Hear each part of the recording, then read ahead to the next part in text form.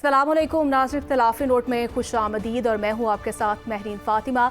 तो प्रोग्राम में आज बात करेंगे मियाँ चनू के अरशद नदीम ने पाकिस्तान का सर फ़ख्र से बुलंद किया है। 40 साल बाद पाकिस्तान ने ओलंपिक्स में तारीख रकम की है।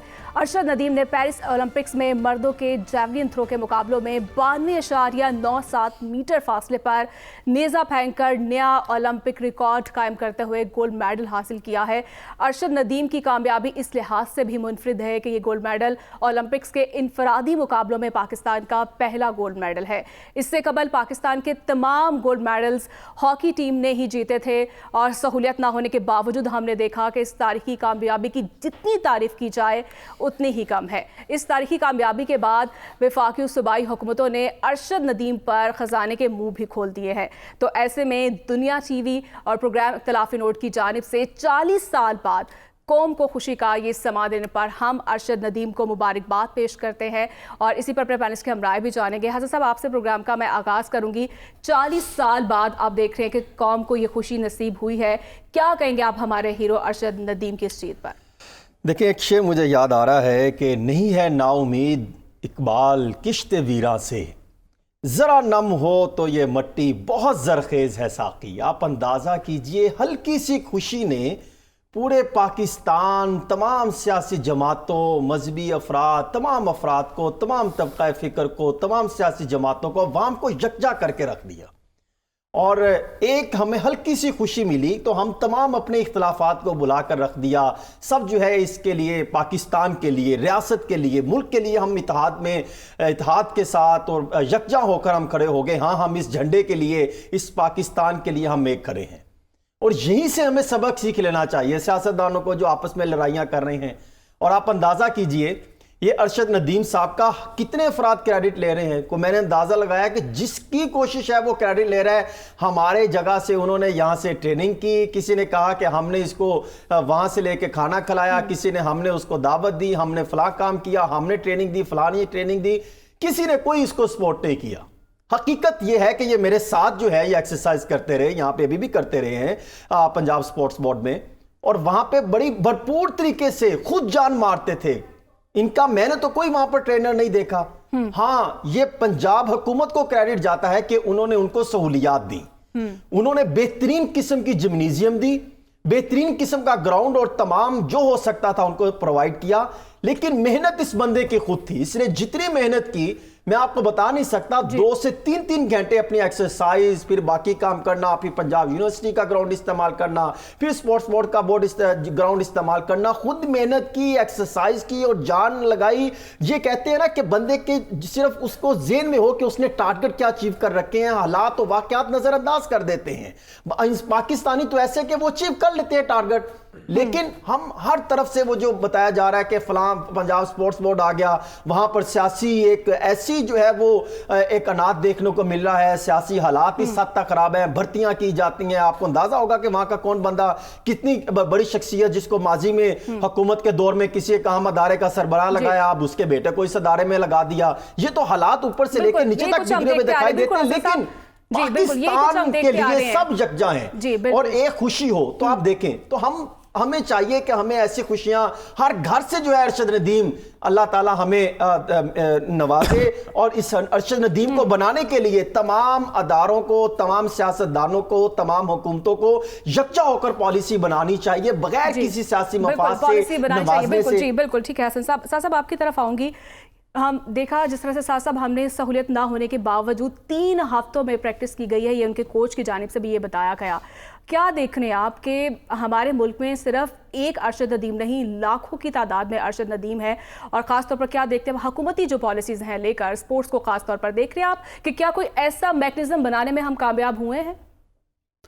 देखिए, सबसे पहले तो मैं अपनी नाकिसी आवाज़ पाकिस्तानी उन तमाम करोड़ों पाकिस्तानियों के साथ शामिल करना चाहता हूं जो कि अरशद नदीम साहब को मुबारकबाद भी दे रहे हैं और बता रहे हैं कि आपने हमारा सीना, हमारा सर फ़ख्र से बुलंद कर दिया, हमारा सीना चौड़ा कर दिया, सर फ़ख्र से बुलंद कर दिया। जी।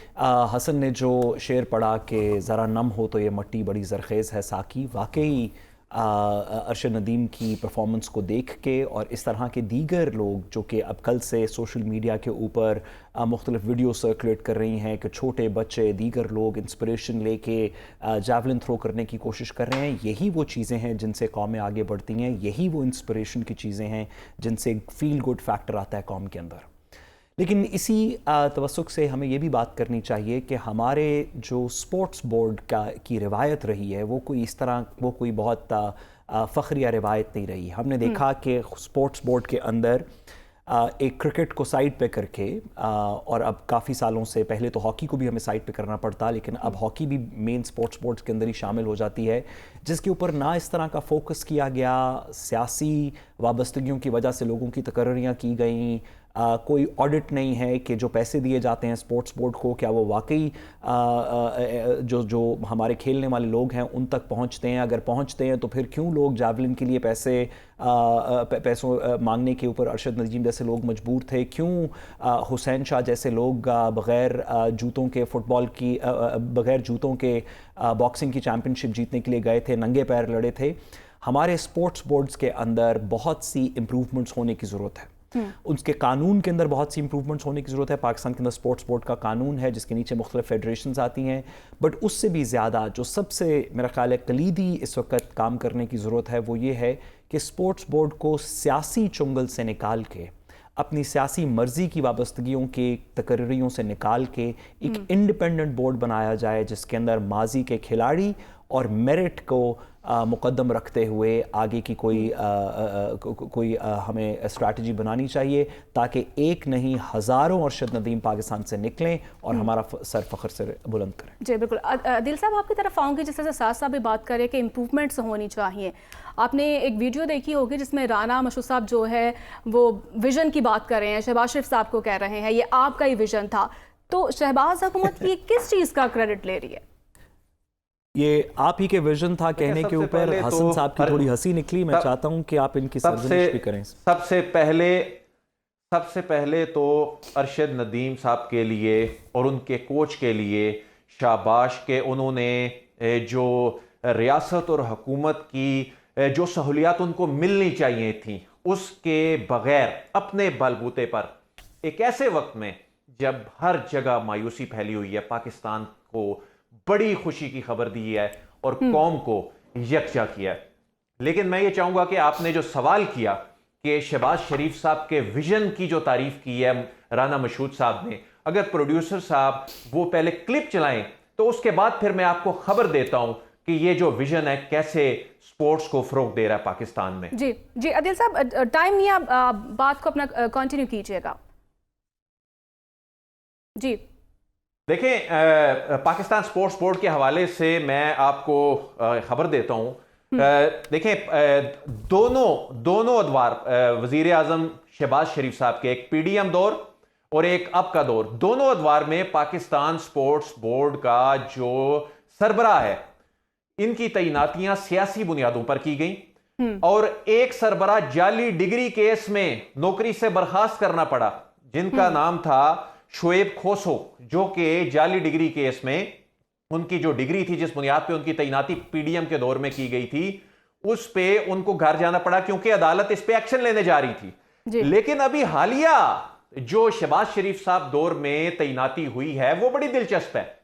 वो एफबीआर के ग्रेड 22 के इनलैंड रेवेन्यू के अफसर हैं यासिर पीरजादा साहब, बड़ी मशहूर शख्सियत है, आपको मालूम होगा। यासिर पीरजादा साहब जो हैं वो जिनका ताल्लुक बुनियादी तौर पे सिविल सर्विस से इनलैंड रेवेन्यू से है, ग्रेड 20 के अफसर हैं और जब ये तैनात थे लाहौर में कमिश्नर इनलैंड रेवेन्यू, उसके बाद इनको डीजी स्पोर्ट्स बोर्ड लगाया गया है और इस वक्त एक इनलैंड रेवेन्यू का अफसर, ये आपको अंदाजा है कि ये बड़ी मशहूर शख्सियत उनके साहबजादे हैं, आपको मालूम है। ये DG Pakistan sports board deputation पे 3 साल के लिए इनको तैनात किया गया, यानी एक डीजी शहबाज शरीफ साहब के पहले दौर में लगा जो जाली डिग्री केस में चला गया और जो मेरिट पे शख्स आ रहा था अमजद फारूक, वो इस वक्त अदालतों के धक्के खा रहा है कि भाई मैं पहले नंबर पे आया था, मेरे जो मेरिट लिस्ट है इसमें हेर फेर की गई है, फिर वो साहब फारिग हो गए, फिर वो गए अदालत में, उन्होंने कहा जी कि अब मेरा नंबर बनता है। तो उसके बाद आ गए commissioner inland revenue Lahore grade 22 के, जो इस वक्त पाकिस्तान स्पोर्ट्स बोर्ड के को हेड करें। और ये स्पोर्ट्स बोर्ड करता क्या है मैं ये भी बता दूं अपने नाज़रीन को मुख्तसरन। ये जितनी भी रजिस्टर्ड फेडरेशंस हैं, जिसमें ये ओलंपिक फेडरेशन भी है, ये उनको हुकूमती फंडिंग देते हैं। उनको हुकूमती फंडिंग ना सिर्फ देते हैं, उसकी यूटिलाइजेशन की मॉनिटरिंग करते हैं, बैनो सूबाई जो मुकाबले हैं वो करवाते हैं। उसके बाद ये जो मुकामी टैलेंट है ये ऊपर आता है।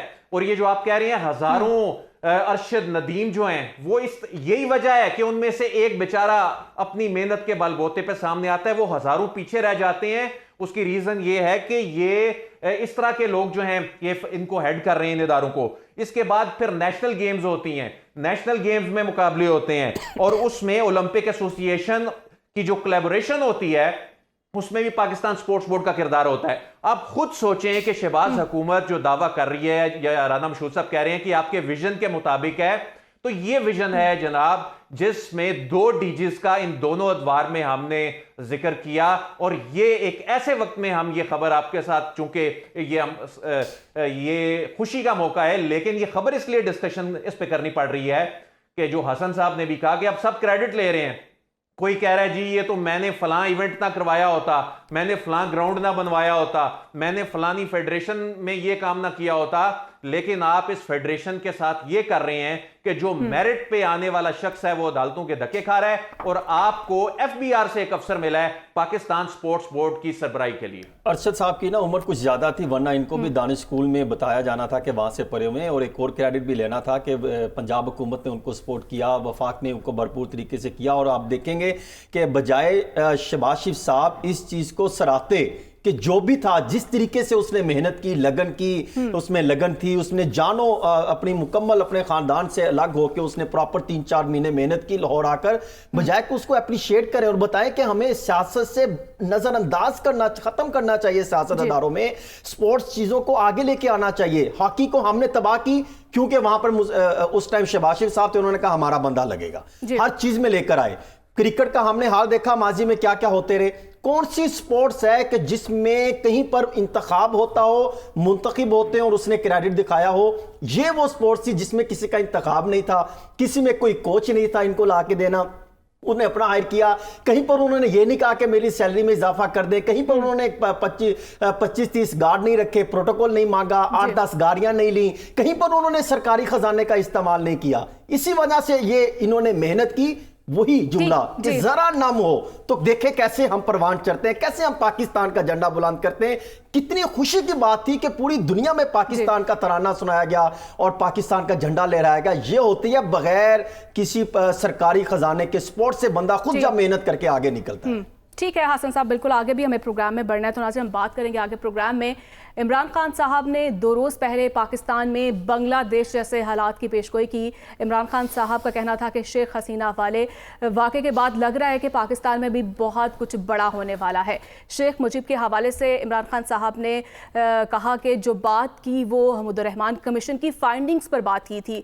अब अगर कोई ज़मीनी हक़ाइक़ की अगर बात करें तो हसीना वाजिद के आमराना तर्ज़ हुकूमत से तंग अवाम और तलबा जब सड़कों पर निकले तो 15 साल का मजबूत इक़्तिदार 45 मिनट में ख़त्म हो गया।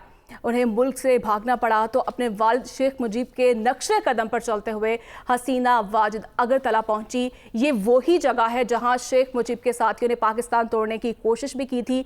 और इमरान खान साहब चंद हफ्ते पहले अपना मवाजना जो है वो शेख मुजीब से भी कर रहे थे और अचानक ही उन्होंने यू टर्न भी ले लिया। और ऐसे में मारूफ कॉलम निगार और इमरान खान साहब के बहनोई हफीजुल्लाह न्यासी साहब ने पाकिस्तान और बांग्लादेश की सियासी सूरत हाल के हवाले से फ़िक्र अंगेज़ कॉलम भी लिखा है और जिसमें उन्होंने मकबूल सियासत के ज़ुम्मे पाकिस्तान को नुकसान पहुंचाने वालों का अंजाम आज सामने है। इस पर उन्होंने कुछ नकात पर सवालात भी उठाए हैं, जिसमें उन्होंने ये सवाल उठाया कि शेख मुजीब, अल्ताफ़ हुसैन और हसीना वाजिद आज तारीख में कहाँ खड़े हैं और असल गद्दार कौन है। ये वो अहम सवालात उन्होंने उठाए हैं और हमने उन्हें अपने प्रोग्राम में दावत भी दी है, लेकिन इस पर हम बात करेंगे, लेकिन एक छोटी सी ब्रेक के बाद। Stay with us.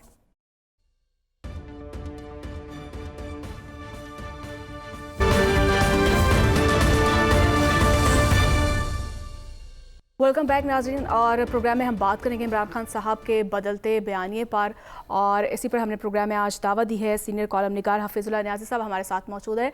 हफीजुल्लाह साहब, बहुत शुक्रिया आपके वक्त का, जो आपने इमरान खान साहब के बारे में जो आपने बातें की हैं, और ख़ास तौर पर आप इमरान खान साहब का क्या मुस्तकबिल देख रहे हैं आप? मेरा ख्याल में पहले तो शुक्रिया बहुत बहुत। इमरान खान साहब का मुस्तकबिल तो एक बड़े अरसे तक मुझे जेल में ही नज़र आ रहा है, और वो शायद बाहर ना निकल पाएँ, और ना उनको बाहर निकलने दिया जाएगा, क्योंकि जो निज़ाम चलाने की कोशिश की जा रही है, इमरान खान साहब उस निज़ाम को कमज़ोर तो करने के लिए बहुत कुछ कर सकते हैं, लेकिन वो बाहर निकल के उसको मजबूत नहीं होने देंगे। और ये एस्टैब्लिशमेंट जो है, उन्होंने बड़ी मेहनत से जो कुछ भी है, ये निज़ाम आया वो उस पाए का बन पाया है जिसकी वो प्लानिंग करें या नहीं कतई नज़र, लेकिन उन्होंने हर मद के अंदर बहुत मेहनत की है, और बहुत मुल्कों के साथ आना जाना बेशुमार उन्होंने वादे वईद किए होंगे। तो मेरा नहीं ख्याल कि इमरान खान साहब जेल से बाहर निकल सकते हैं। जी ठीक है। और जिस तरह से हम देख रहे हैं कि इमरान खान साहब के बदलते जो बयानिए हैं, और जिस तरह से उन्होंने पाकिस्तान में बांग्लादेश जैसे हालात की भी उन्होंने पेशगोई की, फिर उन्होंने कहा कि शेख हसीना वाले वाक़े के बाद लग रहा है कि मुल्क में कोई कुछ बड़ा होने जा रहा है, फिर आप उन पर इल्ज़ाम भी है यूटर्न का। फिर जब उनसे सवाल किया गया शेख मुजीब के हवाले से, तो उन्होंने कहा कि मैंने बात की थी हमीदुर रहमान कमीशन की फाइंडिंग्स की। तो सर, आप क्या देखते हैं, ये जो बदलते बयान आते हैं ख़ास तौर पर, इसके पीछे क्या हिकमत अमली क्या देख रहे हैं आप? पहली बात तो यह है कि बहरहाल इमरान खान साहब को जो ये सहूलत हासिल है कि वो एक बात करें तो भी वो कहते हैं मुर्शद जो है वो ठीक कह रहा है, और वो बिल्कुल समरसॉट लेके बिल्कुल दूसरा मौक़िफ़ करें तो भी उनके वर्कर्स हैं या उनके जो मानने चाहने वाले हैं वो कहते हैं ठीक कह रहा है।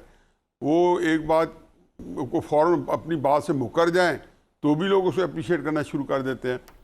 अब देखें, जो कुछ उन्होंने कहा शेख मुजीब के हवाले से, तो उसमें तो कोई चीज़ ढकी छुपी है नहीं, क्योंकि सोशल मीडिया जो है वो ज़ाहिर है जब वो कोई चीज़ चलाता है, कोई कैंपेन चलाता है, जो उसके ऊपर एक अपना एक नैरेटिव बिल्ड करता है, तो मेरे और हम सब के सामने आ जाता है। अब इस सूरत हाल में जाके वो चीज़ें सारी जो हमारे सामने अयाओं के आ जाएं तो वो पता तो चलता है इमरान खान साहब क्या कहना चाह रहे हैं। तो जब जनरल याहिया खान साहब के साथ आप आसिम मुनीर साहब की तस्वीर को लगाएंगे और फिर ट्रेंड चलाएंगे, और जनरल इमरान खान साहब के साथ शेख मुजीब की तस्वीर लगाएंगे, ये तो अल्लाह का करना होगा कि शेख हसीना वाजिद ये 3 हफ्ते पहले किसी के वहम गुमान में नहीं था, इंडिया के वहम गुमान में नहीं था, जो कि जिसकी प्रेजेंस बांग्लादेश के अंदर गोडे गोडे मौजूद थी, और हसीना वाजिद की सारी सिक्योरिटी जो पर्सनल है वो तकरीबन इंडिया के से ही ज़्यादा जो है इन हादसा था, तो उनको भी नहीं पता चला क्या होने वाला है। तो इमरान खान साहब ने जब देखा कि 80% 90% बांग्लादेश, असल जो वाक़या हुआ है वो ये हुआ है कि हसीना वाजिद का जाना इशू नहीं है, मुजीब रहमान का 15 अगस्त 1975 में कत्ल हो जाना इशू नहीं है। इशू ये है कि उनके साथ जो कि नैरेटिव था उसका डूब जाना। जब हसीना वाजिद ने कोटे के ऊपर, जिसके ऊपर ये सारा का जो एक फसाद फैला, और हसीना वाजिद ने आके 18 तारीख को शायद तकरीर की, और उन्होंने कहा कि जी मैं अगर आपको कोटा, रज़ाकार थे वो लोग जिन्होंने 1971 में पाकिस्तानी फ़ौज के लिए अपनी जानें दी और वो शहीद हुए, और बाद में जो बच गए उनको हसीना वाजिद उनको फांसी देती रही और उनको जेलों में डाले रखा। तो जब उसने कहा कि अगर मैं कोटा अवामी लीग के या मुक्ति बानी के जो नवासियों को या ग्रैंड चिल्ड्रन को ना दूं तो मैं क्या रज़ाकारों को दूं, तो वो जो तालिबान थे जो हार्डली मेरे ख्याल पैदाइश ही वो कोई 2002 की होगी या 2003 की होगी या 2004 की होगी या 2000 के इस 21वीं सदी की पैदाइश है, उन्होंने नारे लगाने शुरू कर दिए कि क्या तुम ही के हम ही के रज़ाकार रज़ाकार, यानी कि इतना बड़ा हजूम के लाखों अब बंदे जो है सड़कों पे गूंज रहे हैं। फिर जब हसीना वाजिद गई तो सिंबॉलिक है, मुजीबुर रहमान की जो बुत थे, जो तस्वीर थी, उनके ऊपर जूते हथौड़े बरसाए गए, और जिस तरीके से बांग्लादेश के साथ पाकिस्तान का झंडा जो है लहराया गया, ये सिंबल्स थे। और फिर जिस तरीके से हसीना वाजिद अगर तल्ला गई, क्योंकि आप मत भूलें कि 1967 में इसी अगरतला में ही तो उन्होंने सारे भारत ने अपने एजेंट इकट्ठे किए थे और उसके बाद अवामी लीग का हर बंदा जो है वो बांग्लादेश के अंदर या छुपा फिर रहा है या वो क्रॉस कर गया।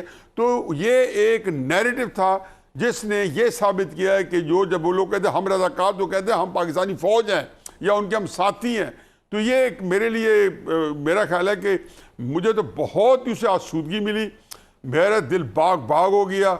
मैं बहुत ही हम लोग इस बांग्लादेश को शऊर के अंदर टूटते देखे, पाकिस्तान को टूटते देखे, बांग्लादेश बनते देखे, अपनी आंखों से अल्लाह ताला ने जो करम किया और हमने देखा है जिस तरीके से कि उसी बांग्लादेश के अंदर पाकिस्तान जिंदाबाद के नारे लग रहे हैं। अब इमरान खान साहब ने जब ये देखा कि मुजीब तो वहाँ पे उनके लोगों ने उसको गद्दार कह दिया, ये दोबारा मैं दोहराता हूँ कि मुजीब को तो बांग्लादेश के लोगों ने गद्दार कह दिया है, हसीना वाजिद को तो बांग्लादेश के लोगों ने गद्दार कह दिया और इंडिया का मोहरा, इंडिया का टाउट कह दिया गया।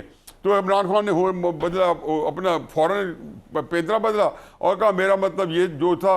बहरहाल जब आप ऐसी बात करते हैं तो अल्लाह की तरफ से एक होता है कि आपकी ज़बान हकलाती है, तो हकलाती ज़बान के साथ इमरान खान साहब जो कहते हैं वो एक तरफ, लेकिन जो उन्होंने फिर ये कहा कि हसीना वादी की तरफ ये हुक्मरानी भाग जाएंगे, मतलब ये ऐसी बातें थी कि इमरान, मेरा ख्याल है इमरान खान साहब के पास जब कहने को कुछ नहीं होता तो कुछ ज़रूर कहते हैं कि उनका ख्याल है कि अच्छे तरीके से मुझे रखा जाए। कहते वो कहते हैं ना बदनाम होंगे तो क्या नाम ना होगा, उनके जहन में ये है कि चाहे मुझे गालियां पड़े या मेरी तारीफें हों, मैं मीडिया के अंदर माजरत कलामी के लिए जी हसीना वाजिद के अंजाम को जो है वो नवाज शरीफ से भी जोड़ा जा रहा है और बानी पीटीआई जो है आपने सुना होगा उन्होंने ये बात भी की है जैसे हसीना वाजिद जो है फरार हो गई है इसी तरह से जो है नवाज शरीफ भी जो है फरार हो जाएंगे। तो क्या सिर्फ ये बात भी सिर्फ बयानात की हद तक की है?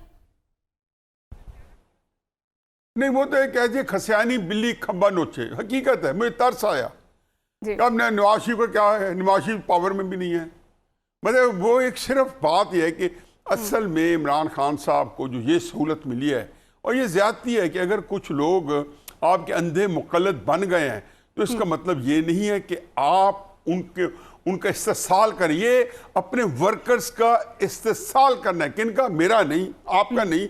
अब मुझे नहीं पता कि आप हो सकता है आप भी इमरान में फरेफ्ता हो जैसे पाकिस्तान के बहुत सारे यंग जनरेशन है, लेकिन जो लोग इमरान के ऊपर दिलो जान से फरेफ्ता है उनके साथ ज्यादती है कि मैं अगर अपने वालिद के साथ अंधी तकलीद करूँ, उनके ऊपर अंधा मठ में रहूँ, उनकी जो है उनके ऊपर फिदा हो जाऊँ और वो मुझे मेरी इस चीज़ का करके और अपनी गलत जो चीज़ें हैं वो मेरे अपनी औलाद को बेचना शुरू कर दें या उनको सामने लाना शुरू कर दें, तो मेरा ख्याल है इससे बड़ा कोई बंदा धोखाबाज क्या हो सकता है। तो इमरान खान साहब किसी के साथ ज्यादती नहीं कर रहे, ये नवाज शरीफ भाग जाएगा, फलां भाग जाएगा। बेसिकली उनको नहीं पता था कि अल्लाह ताला की तरफ से एक ऐसा निज़ाम आएगा मकाफात अमल के, जैसे आप एक बात करेंगे 3-4 महीने 2 महीने के बाद वो आपको ये रहनुमाई बूमरैंग बन के आपके गले में आएगी। न्याय साहब ये रहनुमाई फरमाएं कि सियासतदान तो मुख्तलिफ़ किस्म के बयानात देते हैं ताकि अवामी मकबूलियत हासिल हो सके, किसी ना किसी तरीके से इन रहे। नवाज शरीफ साहब भी मुख्तलिफ जलसों पे ये बातें करते रहे, जब उनको पोजीशन में थे वो कहते मुझे इक़्तिदार से क्यों निकाला गया। अब इमरान खान साहब मुख्तलिफ बयानात ऐसे दे रहे हैं, तो आपको क्या लगता है कि इस हद तक, इस पोजीशन तक जाना चाहिए जिससे ख़तरनाक जो है उसके नताइज नज़र आ रहे हों? मेरा ख्याल है कि हसन साहब जो इंसान जो मायूसी है ना, अल्लाह क्यों कहता है कुफ्र है, ये शैतान का अमल है। इमरान खान साहब जो है ना, जो उनकी ये मायूसी है कि उनका पाकिस्तानी सियासत में कोई फ्यूचर नहीं है, मेरा ख्याल है कि ये चीज़ जो है उनके हक़ में भी अच्छी नहीं है। और वैसे भी एक अजीब सूरत हाल है कि वो पहले दिन से ये समझ रहे हैं जब से इक़्तिदार से अलहदा हुए हैं, तो मुझे कोई इसमें जो जिसको कहना चाहिए गलत फहमी नहीं है। और मैं पूरा एक वसूख से कह सकता हूँ इमरान खान साहब एक उनके ज़हन में होगा कि अब इक़्तिदार मुझे आना नहीं है। अब वो जो कर रहे हैं ना, तो उनके नज़दीक फॉर द राइट और द रॉन्ग रीज़न वो एक बड़ा एक मीडिया को एंगेज रखने का बहरहाल मैं उनका कायल हूँ। बहुत खूबसूरती से मीडिया को एंगेज रखते हैं और इस फ़न में उनको कमाल हासिल है। और उनका ख्याल है कि अगर मैं डिस्कस हो रहा हूँ और लोग मेरे खिलाफ बातें कर रहे हैं तो मैं मीडिया में हूँ और इस तरीके से मुझे एक स्पेस मिल रही है, लोग मेरे हक में बातें करें तो मैं मीडिया में हूँ, मुझे में स्पेस मिल रही है। तो वो मेरा ख्याल है उस लिहाज से शायद उनको वादा कारी हो, लेकिन अमलन इमरान खान साहब के लिए ये सारी चीज़ें जो है एक संजीदा हल्के में बहुत सारी एम्बेरसमेंट ला रही हैं, और वो ये इस तरह के सवाल जो आप लोग भी उठा रहे हैं, उठ भी रहे हैं, उठते भी रहेंगे। जी ठीक है नियाज़ी साहब, बिल्कुल जिस हम सिस्टम का हिस्सा हैं, बल्कि मैं ये कहूँगी एक रिवायत बन चुकी है हमारी तमाम सियासी जमातें और जो सियासी रहनुमा है, जब वो इक़्तिदार में होते हैं तो तब सब अच्छे की पॉलिसी हम देख रहे होते हैं, जो ही हम देखते हैं इक़्तिदार से बाहर जाते हैं तो साथ ही तसादुम और तनाव जो है वो दिखाई देने लग जाता है। तो ये जो एक रिवायत है ये कब तक जारी रहेगी? क्या हम इसी सिस्टम का हिस्सा रहेंगे? नहीं, मेरा नहीं ख्याल कि नवाज शरीफ ने कोई तनाव रखा है। मुझे बता दें क्या क्या रखा है। नवाज शरीफ 2013 में इलेक्शन में आए, मार्च में इमरान खान साहब के घर में 2014 में बनी गाला नहीं पहुंच गए थे। हमने नहीं देखा था कि उन्हें सारे जो है एक बिल्कुल शीरो शक्कर नजर आए थे। इमरान खान और नवाज शरीफ दोनों पार्टियों के सारे सीनियर रहनुमा इमरान खान साहब के घर पे बैठे थे, इमरान खान साहब के भी, नवाज शरीफ साहब के भी। तो क्या आफ्ताब पड़ी कि 2014 में एस्टैब्लिशमेंट के इशारों पर इमरान खान साहब जो है वो बाहर निकल आए, तारुक कादी साहब बाहर निकल आए और पूरे पाकिस्तान के अंदर बिल बोर्ड्स लगा दें कि सियासत रियासत बचाओ। मेरा ख्याल है कि एस्टैब्लिशमेंट ने भी पाकिस्तान के साथ जो की हैं कार्रवाइयाँ, और जिस तरीके से पाकिस्तान जो है उनसे भी, ये जो इमरान खान साहब जो है ये बेचारा क्या था, एक साइड में बैठा था कोने में, इसको क्यों आपने फ्रैंकेनस्टाइन बना के और एक अफरीद बना के पाकिस्तानी सियासत के ऊपर नाजिल किया? उसको भेजा जनाब 2014 में, धरना कराया और फिर उसके बाद गाली गलोच। आप नवाज शरीफ ने तो जब इमरान खान साहब की इतनी सख्तियाँ झील रहे थे, जेल में गए, जब 20 अक्टूबर को लंदन से तकरीर की गुजरांवाला में पीटीएम के जलसे में, तो नवाज शरीफ साहब ने क्या कहा कि मेरा इमरान खान साहब से कोई झगड़ा नहीं है, मेरी शिकायत जनरल बाजवा साहब आपसे हैं, मेरी शिकायत जनरल फैज़ अमीर साहब आपसे हैं। तो सियासतदानों ने किसने इमरान साहब के साथ टकराव किया है, झगड़ा किया है पिछले 10-12 साल से, या वहाँ से आगाज़ हुआ नवाज शरीफ साहब की तरफ से या जरदारी साहब की तरफ से या किसी सियासतदान की तरफ से? इवन फजल रहमान के साथ इमरान खान साहब ने पिछले 12-13 साल से 2011 से ये फरमाएं कि मुस्तकबिल में क्या होगा। हुकूमत तो हर तरह से कोशिश कर रही है कि बानी पीटीआई को बिल्कुल गायब किया जाए, नज़रअंदाज किया जाए, जेल में रखा जाए। परफॉर्मेंस उनके पास कुछ है नहीं। मुस्लिम लीग नून के सदर नवाज शरीफ साहब बिल्कुल मंजर से गायब हैं, कहीं पर वो काम नहीं कर रहे, पार्लियामेंट वो जाते नहीं, मेंबरान असम्बली से मुलाकातें नहीं कर रहे। हालात तो टफ बनते चले जा रहे हैं। कैसे खान को मंजर से हटा सकेंगे? तमाम तर कोशिशों के बावजूद बेशक वो यू टर्न ले रहे हैं, आप खुद कॉलम में लिख रहे हैं कि उन्होंने बड़ा यू टर्न लिया और कई सवालात भी आपने कॉलम में खतरनाक किस्म के उठाए। तो इस तरीके से हुकूमत किस पोजीशन पे खड़ी है? कब तक ये सिस्टम चलता रहेगा? इनका मुस्तकबिल क्या है? पहले तो ये कहते हैं ना कि नाहक हम मजबूरों पर तोहमत मुख्तारी की। इस हुकूमत को मैं हमेशा ये कहता हूँ कि तरीके साहब वाले हुकूमत को कहते हैं जी कि आप हमारे ऊपर जुल्म कर रहे हैं, तो मेरा ख्याल है कि आप जब जो लोग जो मीडिया के अंदर इतने बारीक बीनी के साथ बैठे हैं, आपको पता है कि जी हुकूमत नहीं कर रही।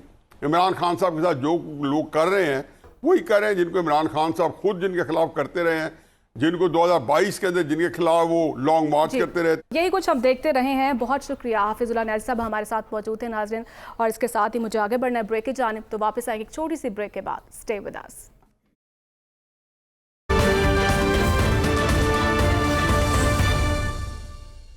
वेलकम बैक नाज़रीन। जिस तरह से हम देख रहे हैं मुल्क में सियासी बहरान बढ़ता हुआ दिखाई दे रहा है, और ऐसे में तमाम सियासी जमातों की अब जिम्मेदारी है कि उन्हें मिल बैठ कर जो है मसाइल को हल करना होगा। तो इसके साथ ही जो नाज़रीन प्रोग्राम का जो वक्त है वो भी ख़त्म हुआ चाहता है। मुझे इजाज़त दीजिए, कल फिर आपसे मुलाकात होगी। अल्लाह के बाद।